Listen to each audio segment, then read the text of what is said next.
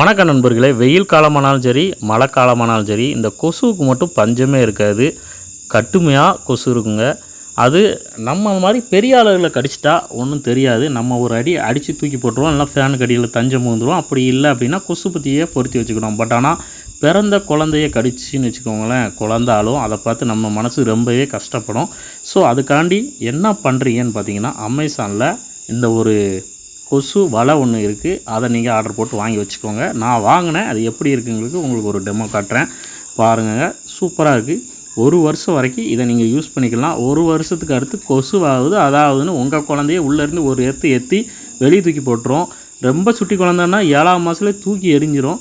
ஆனால் நல்லாயிருக்கு. ஒரு கம்பி கொடுத்துருக்காங்க, ஒரு கொசு வலை சூப்பராக இருக்குது பார்த்தீங்களா. இதை நீங்கள் மடித்து வச்சுக்கலாம், தேவைப்படும் போது நீங்கள் யூஸ் பண்ணிக்கலாம். நீங்கள் ஈஸியாக இதை வந்து நீங்கள் போட்டுக்கலாம். அங்கே பாருங்கள், சூப்பராக இருக்குது பாருங்கள். ரொம்ப ஈஸியாக இருக்கும். உங்கள் குழந்த அழுதுன்னு வச்சுக்கோங்களேன், லைட்டாக அப்படி நீங்கள் தூக்கி திறந்தீங்கன்னு வச்சுக்கோங்களேன், ஈஸியாக திறந்துடும். ஸோ உங்களுக்கு யூஸ் பண்ணதுக்கும் இது ரொம்ப ஈஸியாக இருக்கும். நீங்கள் தாராளமாக வாங்கிக்கலாம். இதோட எம்ஆர்பி பார்த்திங்கன்னா 1050 ரூபா. இன்றைக்கி ஆஃபரில் வந்து பார்த்திங்கன்னா 850 ரூபா இருக்குது. நான் வாங்கினது அந்த 750 ரூபா ரேஞ்சில் தான் நான் வாங்கினேன். பாருங்கள், நானே உங்களுக்கு காட்டுறேன். அவ்வளோதாங்க, அவ்வளோதான். அப்படியே தூக்கி போட்டிங்கன்னா அப்படியே விழுந்துடும். அவ்வளோதாங்க. குழந்தை நல்லா உள்ளே நல்லா சேஃப்டியாக நல்லா தூங்குவாப்பில். காற்று போகிறதுக்கு உங்களுக்கு வசதியும் இருக்குது. சப்போஸ் உங்கள் குழந்தைக்கு காற்று தேவை அப்படின்னா மெதுவாக ஃபேனை வைங்க, ரொம்ப வேகமாக வைக்க வேண்டாம், ஏன்னா சளி பிடிச்சிக்கிடும். ஓகேவா?